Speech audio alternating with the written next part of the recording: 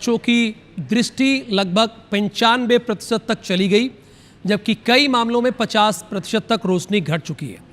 Medical college के dean Manish निगम के मुताबिक पीवीसी पाइप में कैल्शियम कार्बाइड डालकर पानी मिलाने पर एसिटिलीन गैस बनती है, जो धमाके के साथ निकलती है। विस्फोट या पाइप के फटने से आंखों और चेहरों पर थर्मोकेमिकल बर्न हो जाता है, जिससे स्थायी दृष्टिहीन का खतरा रहता है।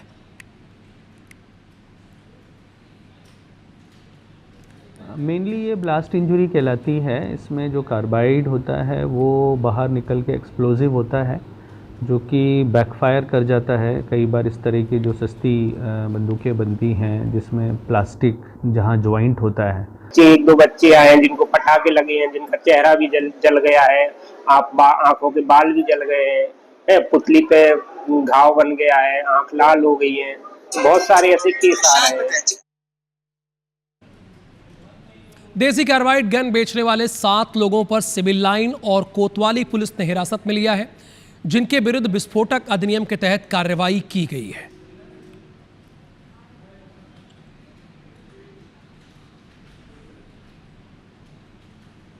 मुझे जानकारी मिली कि थाना क्षेत्र में कार्बाइड पाइप के गन बिक रहे हैं, जिसको हमने तस्दीक किया।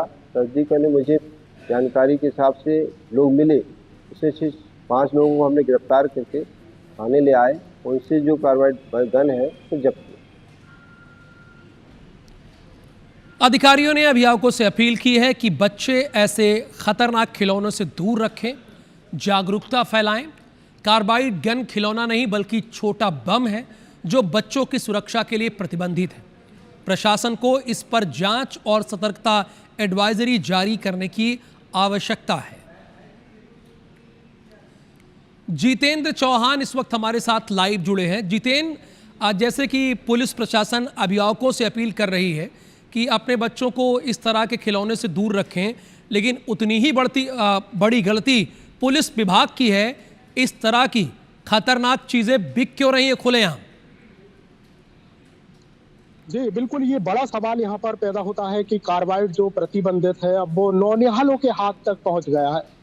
मासूमों के हाथ पर, नौनिहाल के हाथ पर पहुंचने से, कार्बाइड गन विस्फोट होने से जो है यहाँ पर करीब 37 बच्चे ऐसे हैं जो इंजर्ड हुए हैं। इसके अलावा 8 ऐसे बच्चे हैं जिनकी 100% आंखों की रोशनी चली गई है।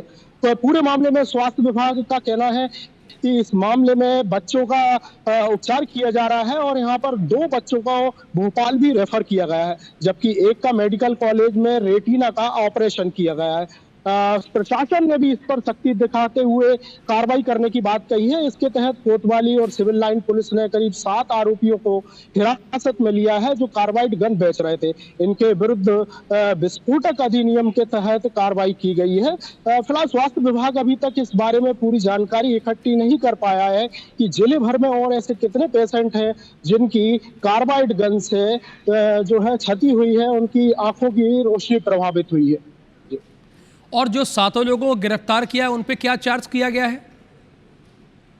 फिलहाल पुलिस उन पर विस्फोटक अधिनियम के तहत कार्रवाई करने की बात कर रही है। अभी देर शाम उनको न्यायालय में पेश किया गया है, जहां से जेल भेजने की बात कही जा रही है। धन्यवाद इस पूरी इन्फॉर्मेशन के लिए जितेंद्र आपका। यानी 7 को इस मामले में गिरफ्तार कर लिया है। और क्या होती है कार्बाइड गन, वो मैं आपको बता रहा हूँ। ये एक देसी गन है। इसमें गैस लाइटर, प्लास्टिक पाइप और कैल्शियम कार्बाइड का इस्तेमाल होता है। इस गन को जुगाड़ से तैयार किया जाता है। कैल्शियम कार्बाइड पानी से मिलता है तो एसिटिलीन गैस बनती है।